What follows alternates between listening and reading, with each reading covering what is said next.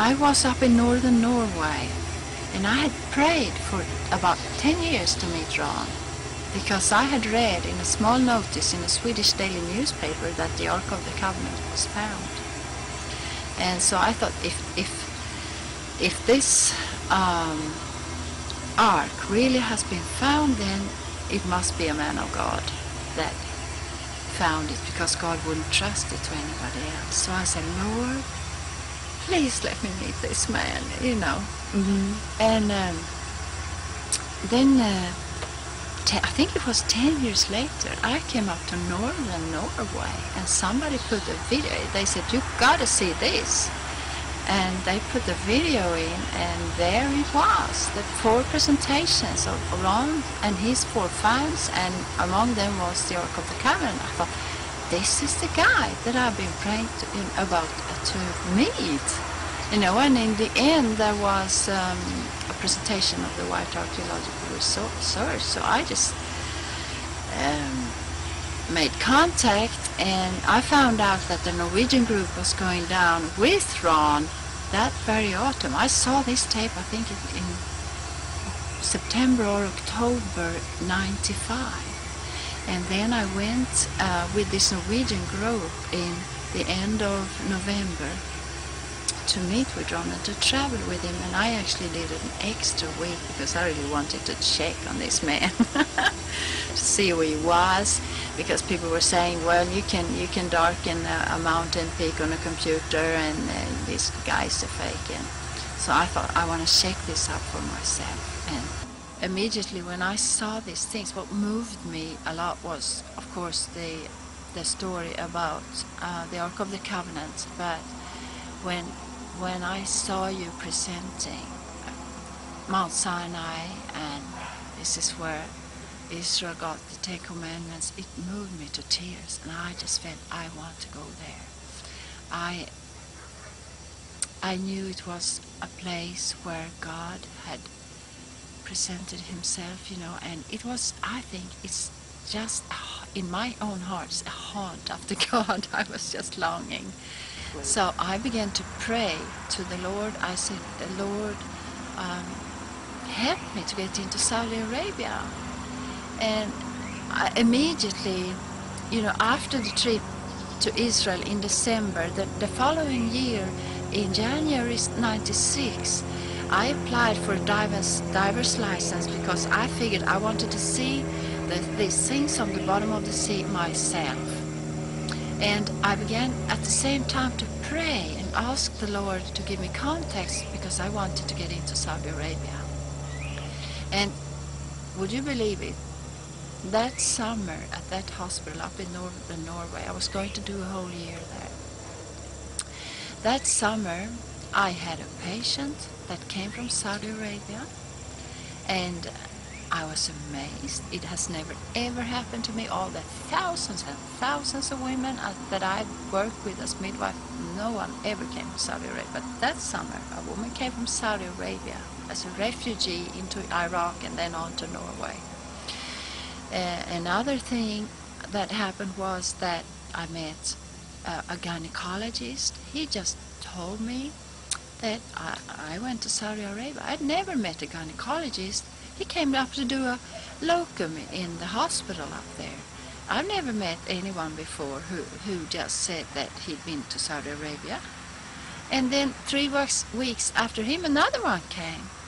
And of course, I started to interview them a lot, you know, and I said, please, can you tell me how you got in there? And they gave me the name of a lady in Copenhagen who has an agency and has contact with the Saudi Arabian officials and the hospitals, and send hospital staff over to Saudi Arabia from Scandinavia. So I just got in contact with her, and she sent me the application forms, and in September she came to Stockholm and she interviewed me.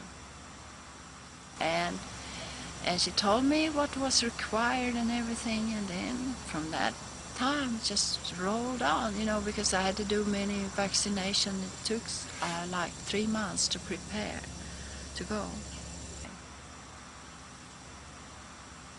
Well, being a woman in Saudi Arabia is tough.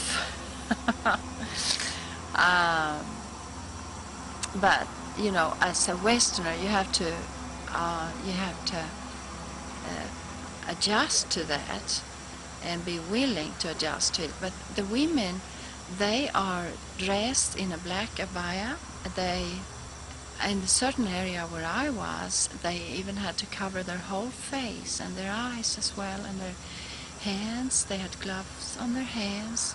So it was like when you met people on the street, it was like meeting black ghosts. I mean, you could hear a voice talking behind this black material, but you couldn't read any eyes or read a face. We all had to adjust. What I was suffering because of the heat, you know, because wearing a black material and then the sun on top of that, that was very, very hot being out in the streets. So at midday you would never see people.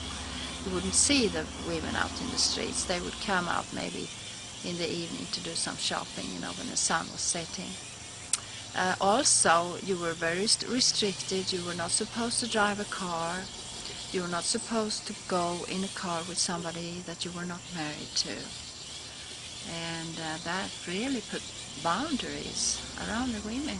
They were mostly in the houses, actually, or going with their husbands to shop. But very seldom you would see them out on their own. That year they beheaded 4 people on the street outside the big mosque in that city. People who had been dealing with drugs or killed people or so. And it was a big event in the city. Even, you know, it was announced ahead of time, and even some Arabian male staff went. Only males went to see those things. So they went to see this event, you know. Well, I studied the Wyatt archaeological research, their stories about how Ron was in the desert. I also read Larry Williams' book, the Mountain of Moses, and but it really didn't help me very much because the desert is so vast and you can travel for days, you know. So I had to pray my way, and I said, Lord, please show me a way. And I found out that at the hospital was a diver's shop, a dive club. I went in there and became a member, and I was there like for a couple of months without telling why I really was in Saudi Arabia. No one really knew. But after a while I found out that I just felt one day I came in there that I should tell 2 guys. And an elderly man from Switzerland, he was standing close by and heard my conversation. And he came up to me afterwards and said, I have been by that mountain. He had read the Mountain of Moses, and he had gotten a permission to go to the mountain, a military permission, and a whole convoy of American militaries went to see this mountain. And they were having like a big reception by the Bedouins and Bedouin police. And he showed me many pictures from that. And while they were driving their way to the mountain, they actually did a recording, like the militaries do, how they drive to the mountain. So he was the guy that really opened up for me to find the mountain, because I had been looking for it. I did at least 5 whole long day trips just looking for the mountain, and every time I was getting closer to it. But always something used to happen, like the last time when we were like only 4 kilometers from reaching the mountain. The guy that then was driving, that was Robert Howard, his tires got stuck in the sand.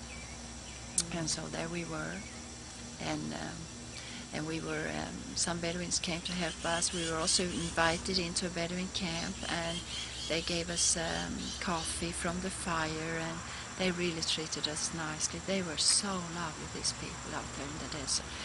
If the Bedouins, most of the time they talk to the men. They address the men. They're not supposed to look at women, But because they knew we didn't cover our faces, and they were sort of more relaxed with us, I think. First thing I saw was the white guardhouse that you had on your pictures. I recognized that one, and also from your video.